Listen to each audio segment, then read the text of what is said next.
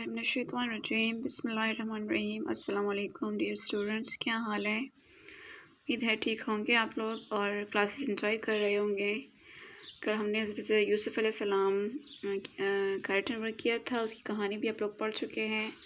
आज हम इस टॉपिक में, जो कि अंबिया कराम मशाहिद इस्लाम है, इस टॉपिक में एक दूसरी कहानी पढ़ते हैं और वो भी एक पैगंबर की कहानी है, एक नबी की कहानी है। और उस पैगंबर का नाम क्या है? हज़रत इब्राहीम अलैहिस्सलाम। क्या नाम है? हज़रत इब्राहीम अलैहिस्सलाम के बारे में आज हम पढ़ेंगे। हज़रत इब्राहीम अलैहिस्सलाम के बारे में आप लोग जानते भी होंगे। ये जो बड़ी ईद होती है ना, तो ये क्यों होती है? इस दिन हम क्या करते हैं? क़ुरबानी करते हैं ना। देखते हैं ना आप लोग, बड़ी ईद पर आप लोग क्या करते हैं? क़ुरबानी करते हैं, भैंस, गाय, बकरियाँ वगैरह ज़िबा करते हैं ना। तो ये क्यों करते हैं?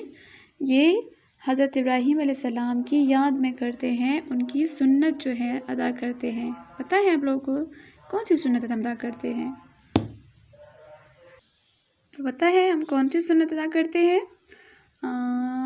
ये जो भैंस और गाय वगैरह ज़िबा करते हैं ना, तो ये असल में हज़रत इब्राहीम अलैहिस्सलाम को एक दफ़ा अल्लाह ताला ने हुक्म दिया था कि आप जो है अपने बेटे, मतलब ख्वाब देखा था, इस स्टोरी फिर मैं सुनाऊंगी डिटेल में, कि आपने बेटे को ज़बा कर ले। तो इस तरीके 3 दिनों तक जब ये ख्वाब आया, तो आप हज़रत इब्राहीम अलैहिस्सलाम का जो बेटा था हज़रत इस्माईल अलैहिस्सलाम, वो भी अल्लाह का पैगम्बर था, तो उनको लेकर हरम शरीफ में गए जो खाना काबा है, और वहाँ पर उनको अल्लाह की राह में ज़बा करने की क़ुरबानी दे रहे थे।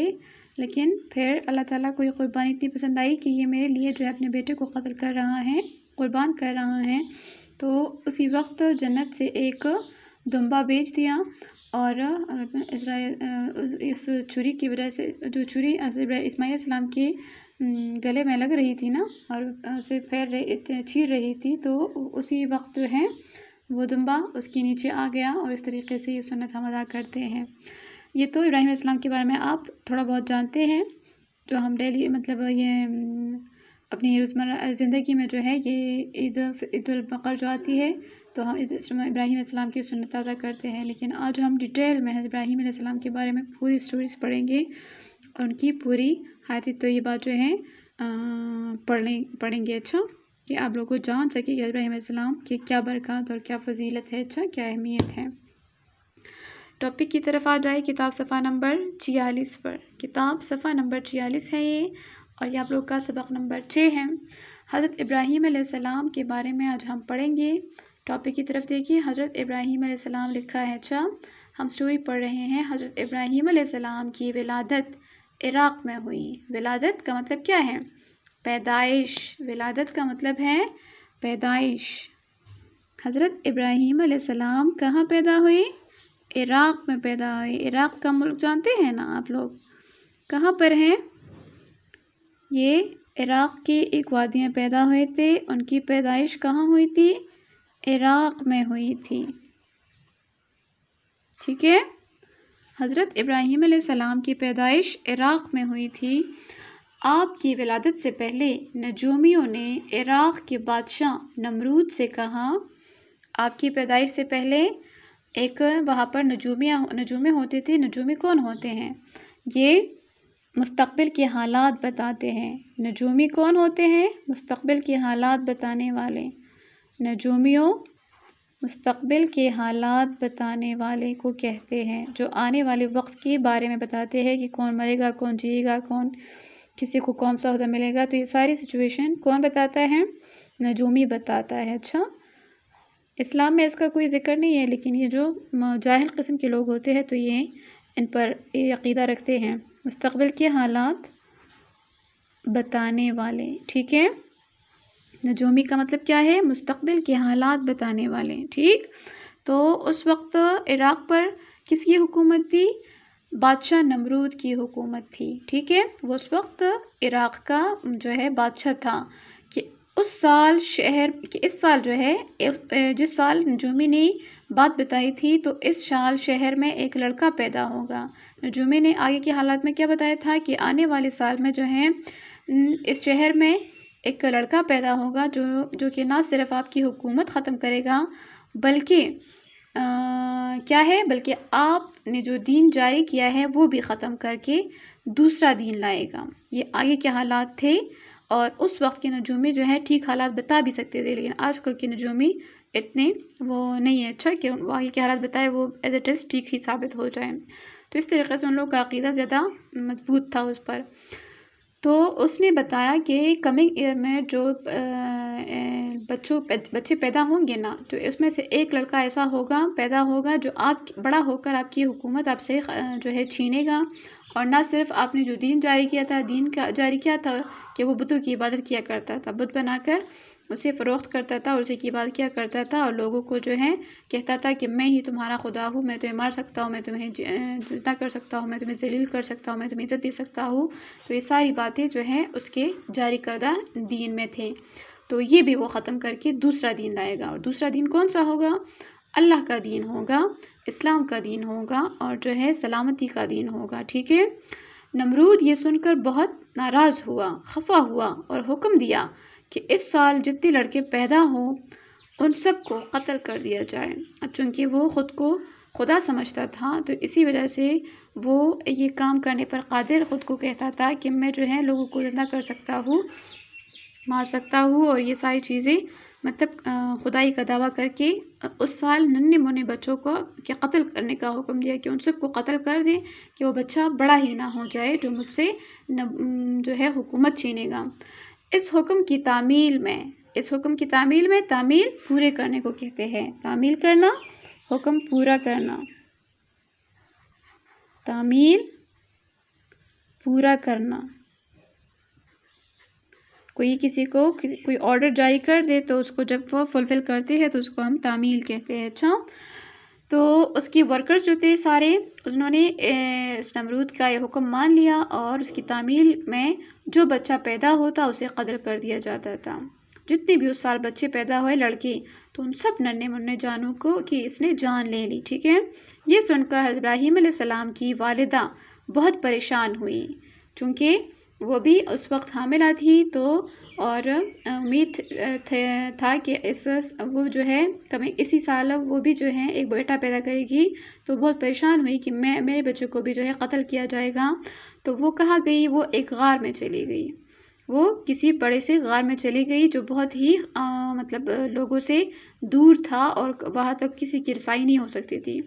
حضرت ابراہیم علیہ السلام اسی غار میں پیدا ہوئے، ٹھیک ہے، اسی غار میں جس غار میں اس نے پناہ لی تھی، اسی غار میں پیدا ہوئے، اور 5 سال تک وہی رہے۔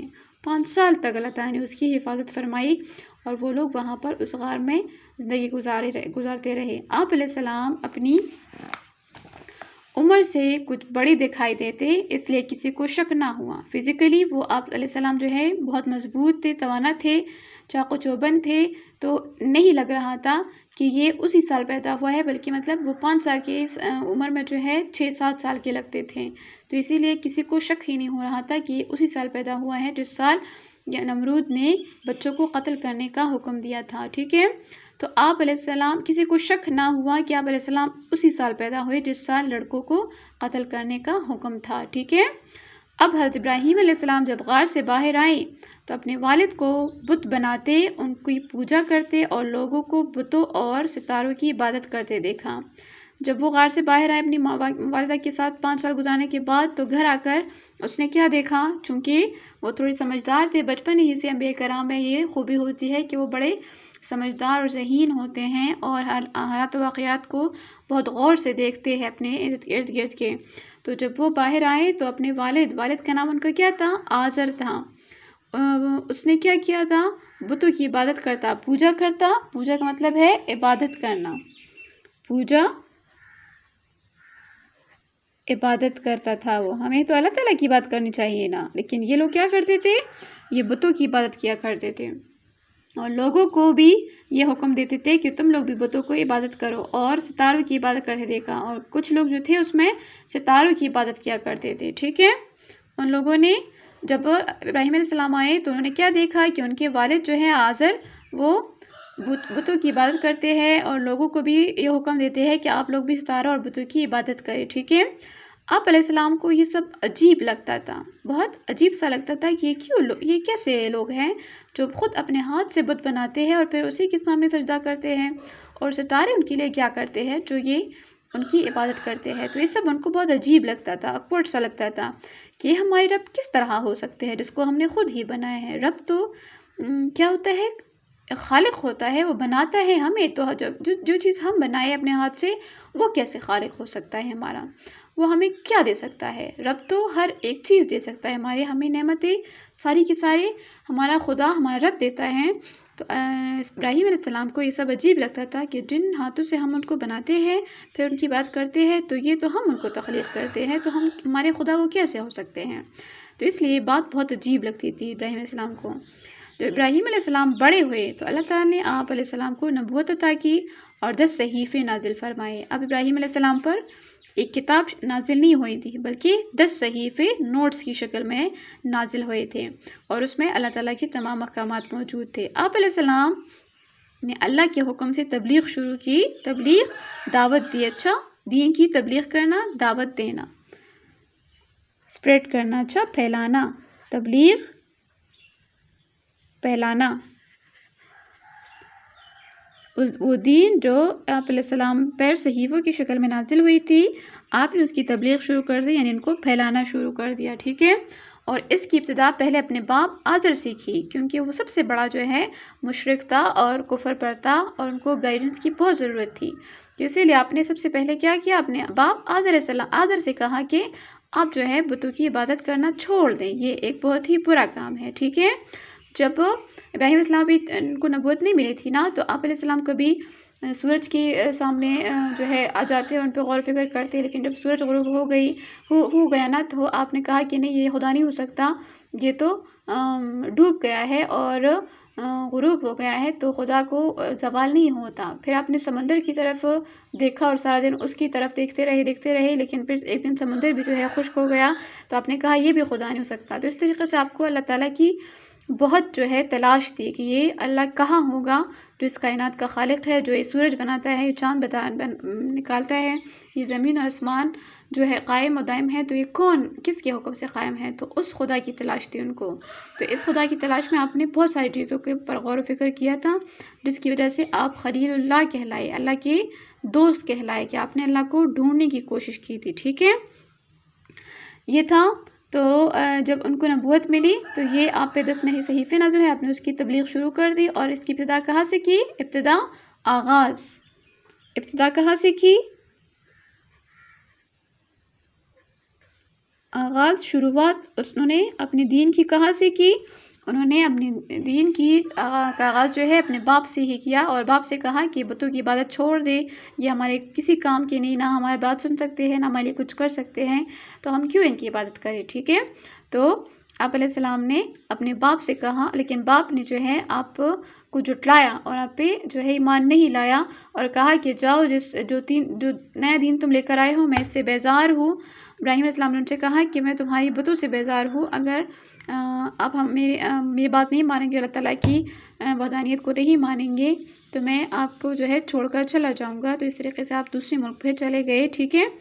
یہاں تک آج کے لیے کافی ہے، انشاءاللہ پھر اور کل پڑھیں گے، ٹھیک ہے۔ اللہ حافظ۔